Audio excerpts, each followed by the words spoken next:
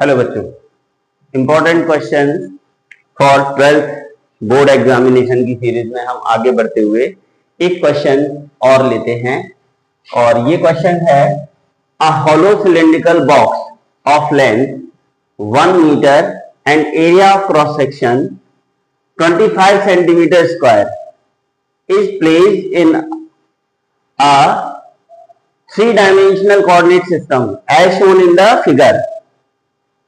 The electric field in the region is given by E is equals to 50x I Newton per Coulomb and x is in meter.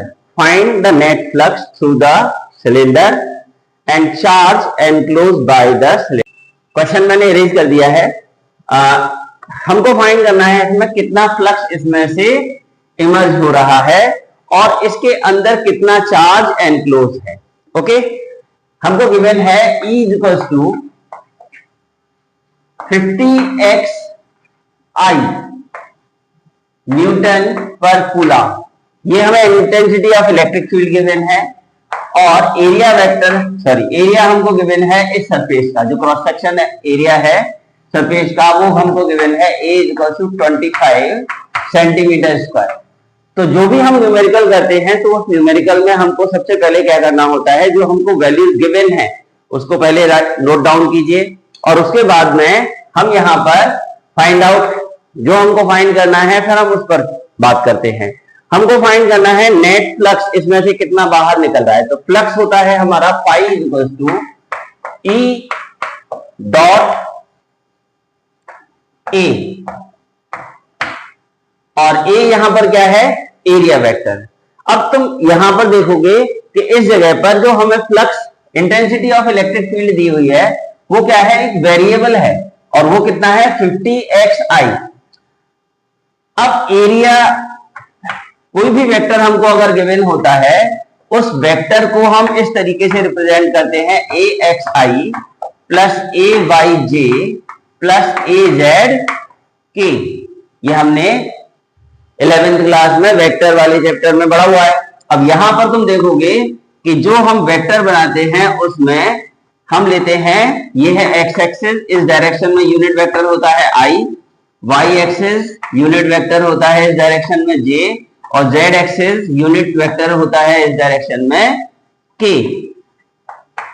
तो किसी भी vector को जब हम represent करते हैं तो उसमें x एक्सिस, y एक्सिस और z एक्सिस तीनों के कंपोनेंट होते हैं। यहां पर हमको क्या दिखाई दे रहा है कि सबसे पहले तो इंटेंसिटी ऑफ इलेक्ट्रिक फील्ड जो हमको गिवन है वो कैसा है, एक वेरिएबल है क्योंकि इसमें x है, और दूसरा ये कि इसमें केवल I कंपोनेंट है। इसका मतलब ये हुआ कि नेट जो भी इंटेंसिटी ऑफ इलेक्ट्रिक फील्ड है उसकी डायरेक्शन क्या है, in the positive direction of x axis.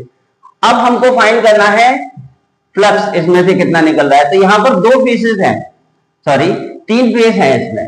एक तो है ये क्रॉस सेक्शनल एरिया फेस ए और दूसरा फेस क्या है बी और तीसरा फेस है सरफेस जो है कर्व सरफेस।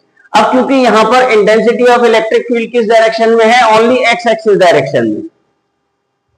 इस सरफेस पर अगर हम कोई यूनिट वेक्टर बनाते हैं एरिया वेक्टर, उसकी डायरेक्शन क्या होगी, perpendicular to the surface.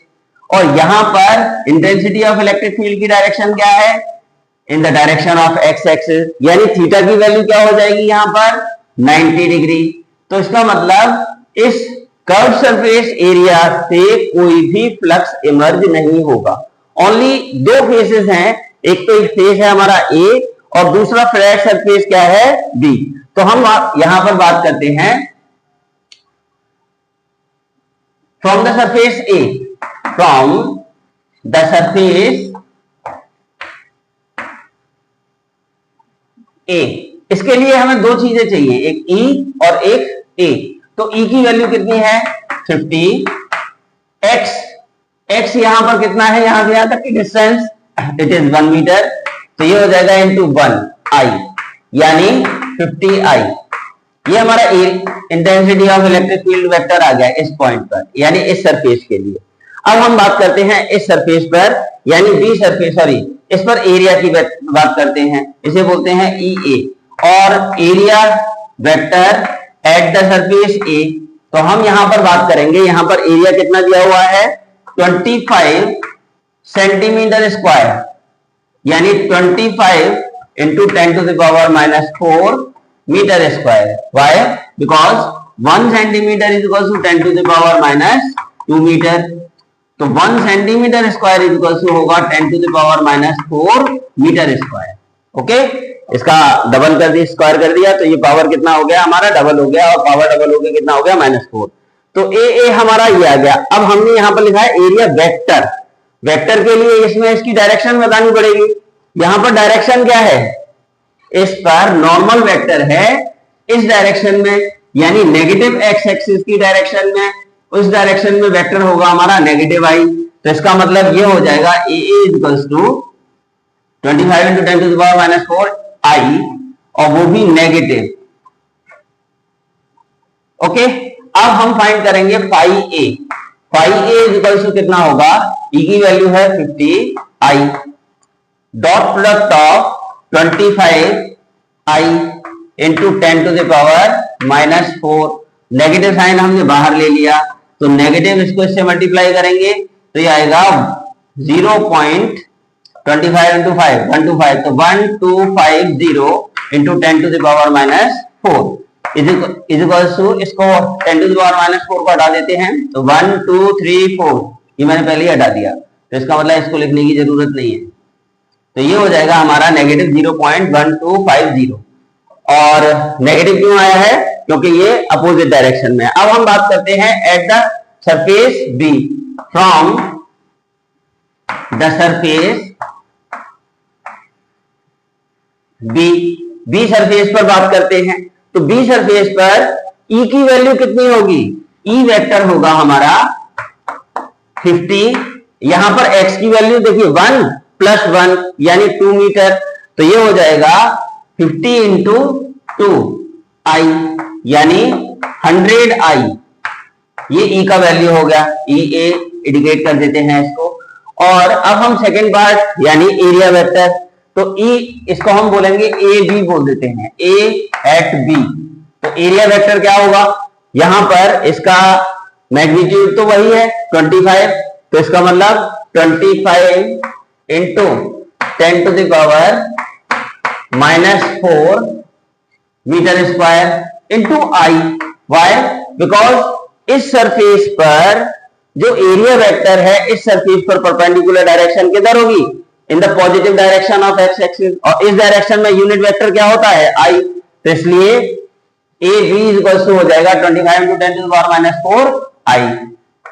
5b is equals to कितना आएगा, from the surface B 5b is equals to E का value 100 I, dot product of 25 I into 10⁻⁻4। इसको मल्टीप्लाई करेंगे तो इसको इससे मल्टीप्लाई करेंगे 2500 आई डॉट आई की वैल्यू 1 इंटू 10⁻⁻4, इसको हटा देते हैं तो 1 2 3 4, यहां पर पॉइंट लग जाएगा, ये हो जाएगा 0.25 newton metre square upon coulomb. ये इस जगह पर भी हम लिख सकते हैं इसकी वैल्यू को, कितना आ जाएगा, newton metre square upon coulomb. तो नेट फ्लक्स कितना आएगा, net flux phi is equals to phi A plus phi B. Phi A का वैल्यू है हमारा नेगेटिव 0.125, और यहां पर इसकी वैल्यू कितनी है, प्लस 0.25। इसमें से इसको सब्ट्रैक्ट करेंगे कितना आ जाएगा, यह आएगा 0.125। ये हमारा नेट फ्लक्स हो गया newton into metre square upon coulomb. Second part में हमको क्या फाइंड करना है, charge enclose within the cylinder. हमने गॉसेस थ्योरम पढ़ा हुआ है, by Gauss's theorem phi is equals to formula होता है Q अपॉन एप्सिलॉन नॉट, यानी जितना भी किसी भी क्लोज सरफेस से फ्लक्स इमर्ज होता है वो उसमें एनक्लोज चार्ज का 1 अपॉन एप्सिलॉन नॉट टाइम्स होता है। तो Q इज इक्वल्स टू कितना हो जाएगा, Q इज इक्वल्स टू होगा phi into epsilon naught. Phi की नेट वैल्यू हमने कितनी निकाली है, तो ये हो जाएगा Q is equals to, phi का वैल्यू है 0.125 इंटू एप्सिलॉन नॉट की value 8.85 into 10 to the power minus 12। ये हम एक लाइन ड्रॉ कर देते हैं यहां पर। ये हो जाएगा Q इक्वल्स टू, इसको इससे मल्टीप्लाई करेंगे तो ये आएगा approximately 1.106 into 10 to the power minus 12 coulomb. ये हमारा नेट चार्ज हो गया।